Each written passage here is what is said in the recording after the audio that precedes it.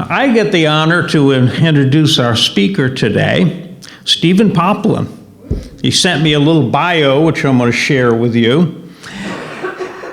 Stephen Poplin, a transpersonal hypnotherapist. I got it. Hypno.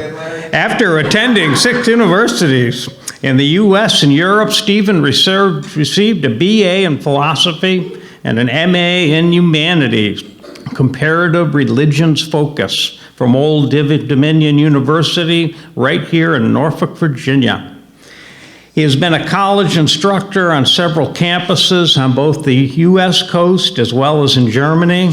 He is a trained hypnotherapist and spiritual counselor with an international clientele. His professional specialties are focused upon personal and social improvement through self-awareness, spiritual understanding, and self-improvement.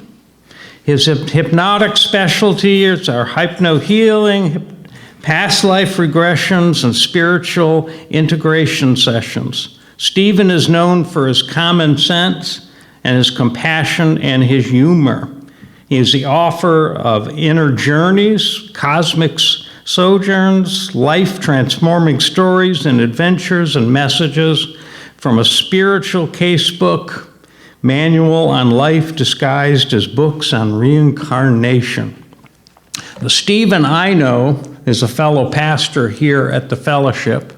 He is a wonderful personality. He brings humor, but he always brings a wonderful message and teachings to all of us. So let's welcome Stephen. Nice to be here again. And we've got this full moon going on. Things are going to be kind of unusual. And so I've got an unusual message for you today. Yeah, no surprise there, huh? And it's going to start off, however, with a meditation. So we'll have about a 3-minute meditation, and then I will hypnotize you. No, I'm going. Okay, take a deep breath. You may wish to put your feet on the floor.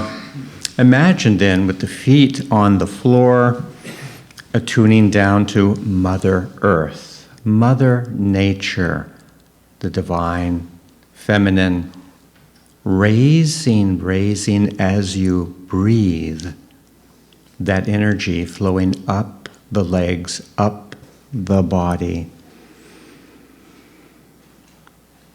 to the top of your head, the branches, the leaves above your being, as Father Sky, the rays of light and love, warmth flowing down to you, through you, going back into the body. Breathing, attuning. It's imagination time. And here in this lovely little park or garden, a young child plays, laughing, maybe jumping, running. What a delight, that young child, full of promise, curiosity, life abundance. And you remember, yes, I remember that when I was so open and curious and the world was so interesting and alive. Always something every day to learn, taking it in. And so, with the next deep breath, take in your inspiration. Honor the inner child. Know that that vivacious, curious child is alive in you right now. I'll be quiet for a moment, and just that young child roaming around, curious, happy, playing, receiving on the inside.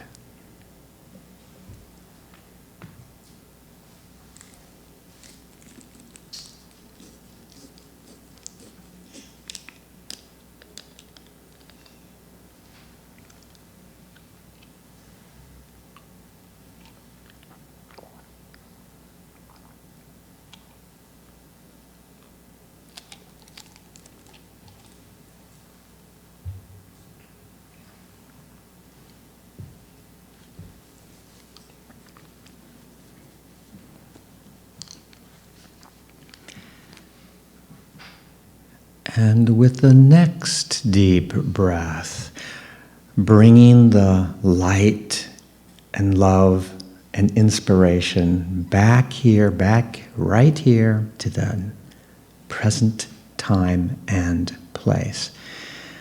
And welcome back, you kids.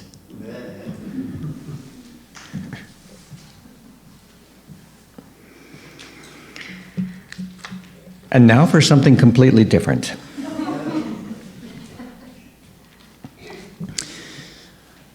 As Larry warned you, I am a hypnotherapist, and so don't look too closely into my eyes. And of those particular quotes, this one in particular may be of interest. Rashid Ogunlaru says, "Our life stories are at one and the same time reality, fallacy, and fantasy." At the same time. What is it? We're floating here, striving to understand, striving really to do our best with what has been given. And what has been given, asks the hypnotherapist, the different ways that we can be influenced and imprinted. It is everywhere, and it is part of the fabric of society, culture, education. Think about your families, churches, upbringings, and all the different ways that maybe we all started as those young, innocent kids, and then what did we learn? What did we take in? What was given to us so that, for instance, we're all speaking English, right? That was imprinted. But then so many other things, too, given to us, some of it in good intentions, some of it sleepwalking, because they, too, were imprinted. And it carries on from time to time, from place to place, in all parts of our lives. So, the name of this particular talk is The 9 Doors of Suggestion. And some of you who may have brought your dream journals, you can put them aside and get out your notes, because I might give you a couple of things to chew on for the next week, month, or year. The 9 Doors of Suggestion. This is from seminars, programs I have given, but this is the crib notes. This is the shortened version of what we all are living, whether we know it or not. And this quote, "What a mother sings to the cradle goes all the way down to the coffin." Henry Ward Beecher, born in 1813. This has been happening for a long time. And then Krishnamurti, some of you may know him, he said this, "It is no measure of health to be well adjusted to a profoundly sick society."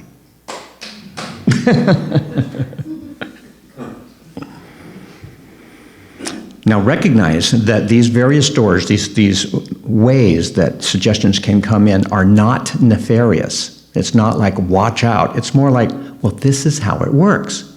Okay? And it would be great if all educators, many schools really kind of knew these different ways in which suggestions can be planted. There are good suggestions, there are not so good suggestions, but they are all here important. Number one, authority. Planting through authority and authority figures. Could be, of course, a person, an expert, a boss, the superior, the law. This first begins with our parents. They, of course, are the authorities. They know things. They know what happens, when you brush your teeth, the things that you should be doing. And then it's this authority power then is passed on to babysitters, teachers, principals, policemen, bosses, clergy, doctors, nurses, and to politicians. Experts, authorities. For the most part, citizens just go along with the authorities and with the rules coming down. But remember now, it is an automatic response because it was already planted, and we already are looking up at them, especially when you think again as yourself as a young child, like, well, this person is so big and they know how to drive a car. They must know what's going on. Okay, whatever you say. Yeah, and so it turns into just kind of like an obey and follow the directions. And again, I'm not advocating not listening to authorities. I'm just saying this is how it's done. It's implanted on the subconscious mind over a period of time. Number two, repetition. Let me repeat that. Ideas, notions, beliefs, and even languages are imprinted when we hear things over and over again. From nursery rhymes, to catchy jingles, to memorizing things by heart. Ideas and notions go deep. When we hear things enough times, from many persons repeating the same lines, we take it in as normal, if not reasonable. Advertisers and political campaigners know about this quite well, as does the military.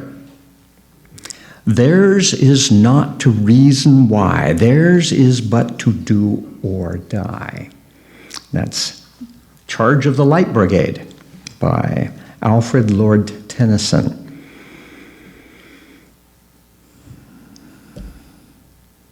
Emotion. Through emotion. When emotions are strong, thinking is not. He was overcome with his feelings. It was a crime of passion. This is usually comprehended or at least sympathized, and even sometimes in a legal sense, in court cases called temporary insanity. She was not in her right mind. Which mind was she in? Cool down and think about it. Sleep on it. Emotions can temporarily shut down the thinking, letting in the reactions, and then comes the responses. Again, suggestions just going into the subconscious mind. Wily salesmen and aggressive leaders are on to this one.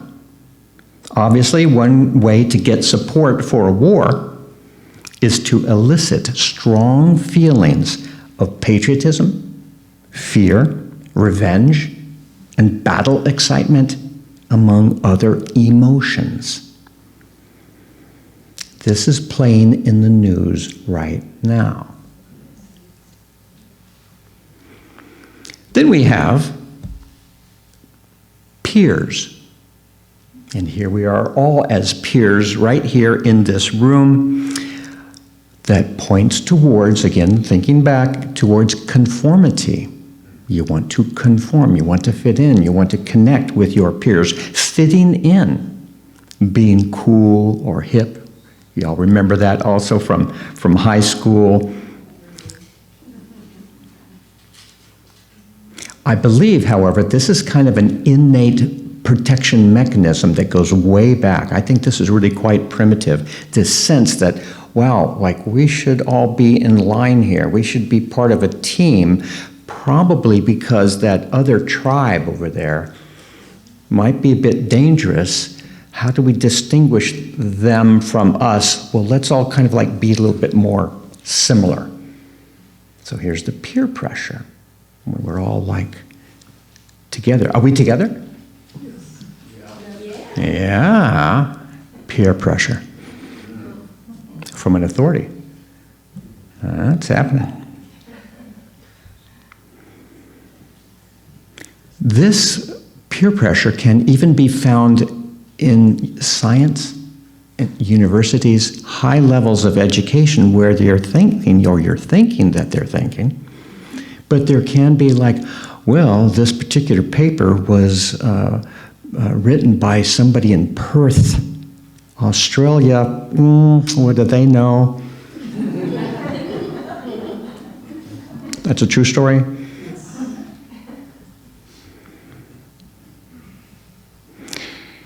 So prejudice is carried on by peer groups with the conformity principle, oftentimes led by a vocal minority. Sometimes those minorities, sometimes dressed up as authority figures, using emotion, pulls the group into groupthink. There we get back to the peers and the peer pressure. It's a uniting principle, and it's uniting but holding back progress on all levels of society. Which reminds me, there was a woman who was celebrating her 100th birthday. And it was like a nice big event in this particular town, and a local newspaper man came over there, interviewed her, and said, "Ma'am, you are turning 100. Like, well, what's kind of like the best thing about being 100? And she says, "No peer pressure."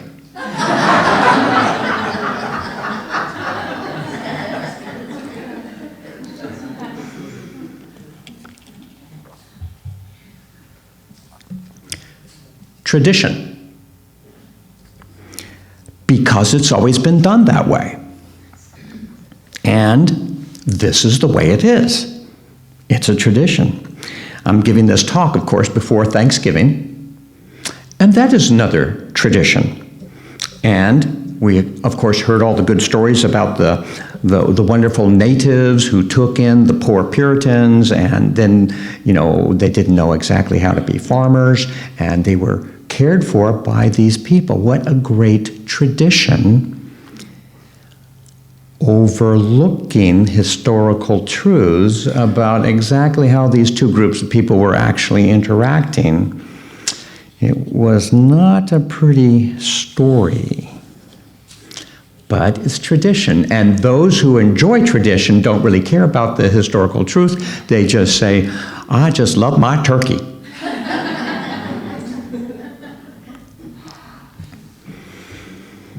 Which reminds me of another story. So there was a young couple, and they were going to be having their first Thanksgiving, and they were going to, you know, cook up the turkey and invite people over there. And of course, the woman was cooking, right? Cooking the turkey. And so she prepared it the way that her mother prepared the turkey. They invited people over, and they all enjoyed it. It was so good, so tasty. And then, you know, one of the family members say, "Well, this is the first time I've come to your family." Remember, this is a couple coming together. And It was a really delicious meal, turkey, but just a question, why did you cut the turkey in half? I've never seen that done before. And she says, well, that's how my mom taught me. Thank goodness Mom is right here. Mom, so why did you teach me to cut the turkey in half? And she says, well, that's what my mom taught me. And I say, well, let's give Grandma a call. So they get on the phone, says, Grandma, great recipe, really tasty, but why did you cut the turkey in half? And she says, oh, I stopped doing that years ago when I got a bigger stove.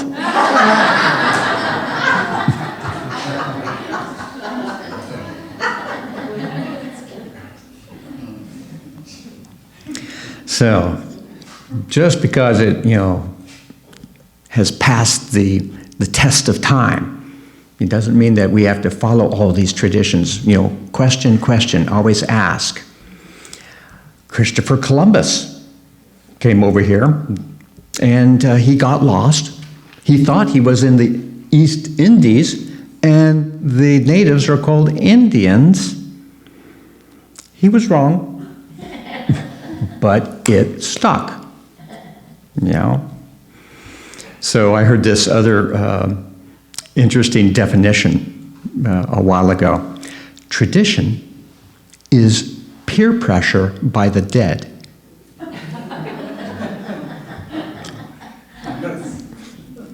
It's Halloween. So with traditions, keep the best and throw out the rest.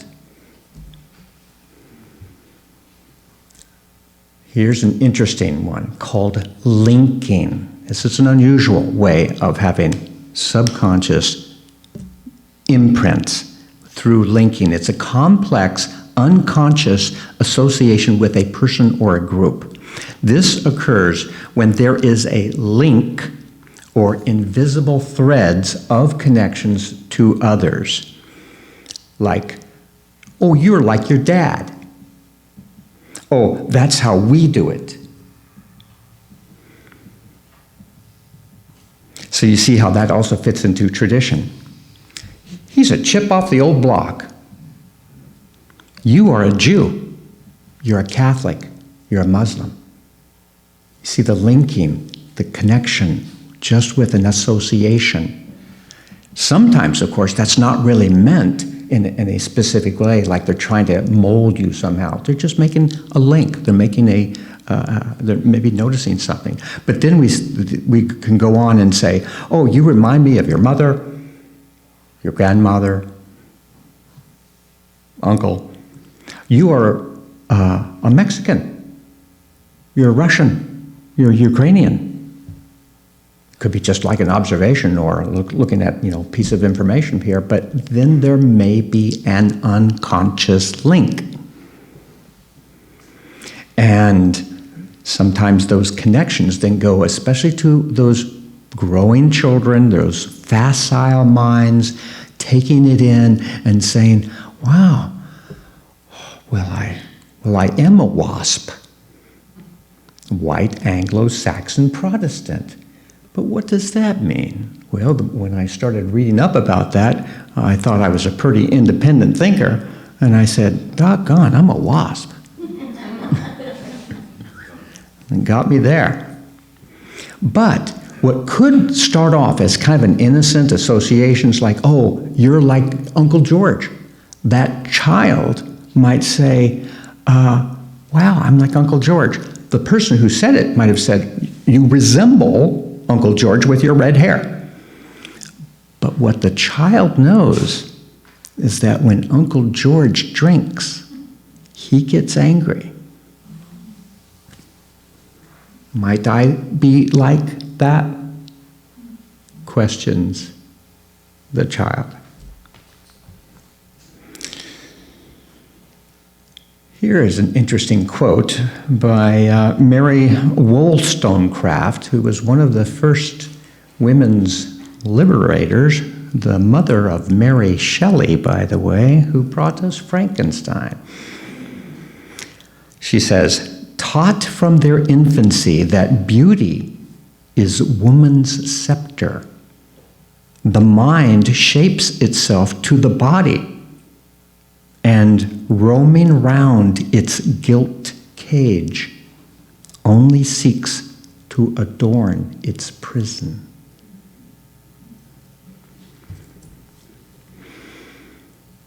Another way that we can be imprinted, another way that suggestions can be implanted is through imagination. And you may have noticed that I used imagination with that little meditation that we had. But with imagination, all things are possible.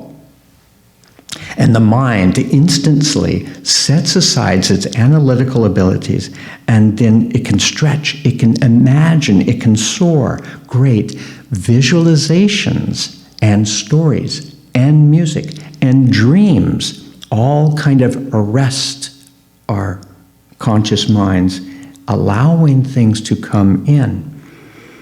And the possibilities are really great. Here, by the way, is a quick induction for planting seeds, opening the minds of young children. Here it is. Let's pretend. And then soon the child is in the garden, and there is the fairy queen by the buttercup, and we're going to go to the fantasy ball. And along with that may come some other suggestions.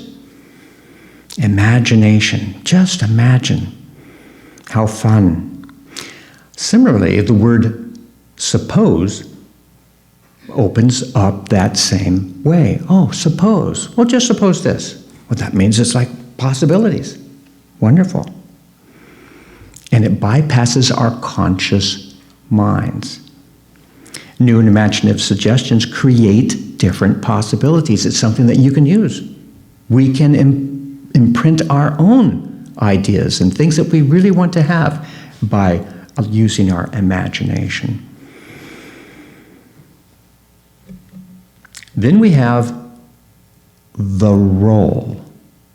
Role as yet another way. And so the position itself creates notions and attitudes such as in the line of duty.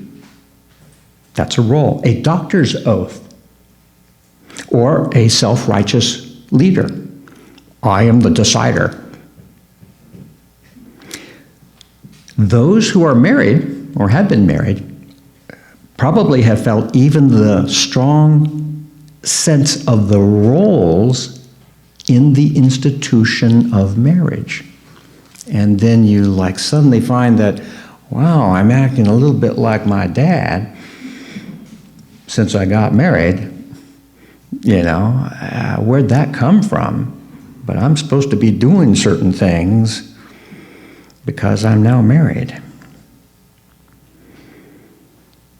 Some people are fooled by their own importance or role. And there are those who get caught in the power of trappings in their positions. And they say, oh, it just comes with the job. It was my duty. I was just following orders. And they figured out in the trials of Nuremberg that that is not a good excuse, but it was a position playing a particular role. It's very powerful playing these different roles. However, with all of these different suggestions, we can say, and what new positive role would I like to play now? Using my imagination, my enthusiasm, my emotions, creating a new role. And now for number 9, it's hypnosis. And hypnosis actually is an agreement between people to move together towards one particular goal or relief or success. Whether that be stopping smoking, whether it be exploring a past life, whether that be dealing with test anxiety, speech difficulties, and things like that. Hypnosis has been used in many, many different ways. It's actually one of the more honest forms of suggestion because it's an agreement. So we know what's going on here. We're making a contract to do this. And there are several approaches towards a very effective hypnosis in dealing with people.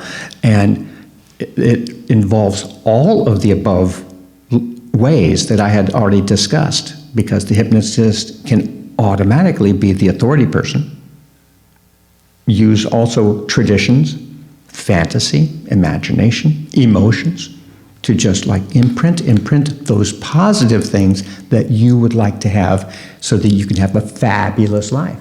Who wants a fabulous life? Here we go. Imprint, right? And then use self-hypnosis. Self-hypnosis, oh yeah, me, I'm in charge. This is what I want. These are the ideals that I want. And with the ideals, you can visualize them, and you're using emotion and imagination. Yeah, so putting it all together. So hypnosis uses three main ways to really get things moving. Number one is through the father or yang approach.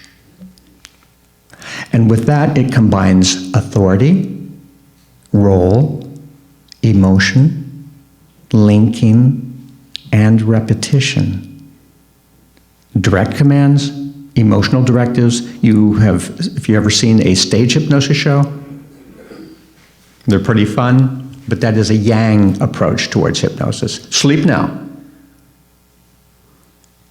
I stopped doing that years ago. But I can get back into it. Then we have the mother or the yin approach. And that's a little bit more an invitation to go into a nice, receptive, hypnotic trance. I ask you, and it combines emotion, imagination, and linking, the invitation to relax yourself into a nice, receptive state. And then the third way that hypnosis works is the indirect approach. And this can include linking peers, emotions, roles, authority, and or imagination. Like, don't think of the pink elephant. There's that guy. Indirect, yes. And the psychiatrist and the hypnotist Milton Erickson was a master of this type of indirect induction. He used metaphor, stories, and confusion techniques in his practice. And occasionally he would get other people to be as actors in a process so that the peer pressure dynamic comes in. He used all of those quite effectively. In fact, there was this one time that a couple came in for sex therapy. Can I talk about that on the church? Okay, yes. And so they come in and they are seeking counseling from him. And so he goes into talking about preparing a meal and cooking, simmering things slowly in a rising hot temperature fire underneath the pot. And he goes on and on talking about this meal, preparing the meal and the nice vegetables and the smells. And then you throw in some spices. Meanwhile, the husband was really getting bored because he was coming in for sex therapy. And this guy wants to talk about cooking. Well, he found out later that night that it worked. And they were cooking. So note that all of these ways bypass the critical thinking dynamics that we all have and It's happening anyway. It's happening all the time. We grew up with all of this, but let's use it consciously. Let's pull our own strings. Let's create fabulous lives because we are in charge of our destinies. Who's into that? Here we go. Bravo, bravo. So, we are planting seeds, and then you and each and every one of us can be gardeners. How does your garden grow? So may I leave you with a bit of wisdom from ancient Egypt. This is way before a lot of traditions were started. This goes back. This is from Becoming the Child, from Awakening Osiris by Normandi Ellis. She wrote, this is a fascinating thing going back, 3,000 years, some of these different quotes and passages from ancient Egypt. I would even think of this as like during the pre-suggestion time, but listen to this. In the womb before the world began, I was a child among other gods and children who were, or maybe, or might have been. There in the dark, when we could not see each other's faces, we agreed with one mind to be born, to separate, to forget the pact we made that we might learn the secrets of our fraternity. We agreed to know sorrow in exchange for joy, to know death in exchange for life. We were dark seeds of possibility whispering. Then, one by one, we entered alone. We walked on our legs. And as we had said, we passed in well-lit streets without recognizing each other. Yet, we were gods, sheathed in flesh, the multitude of a single spirit. Gods live even in darkness, in the world above your heads, in the crevices of rocks, in the open palms of strangers.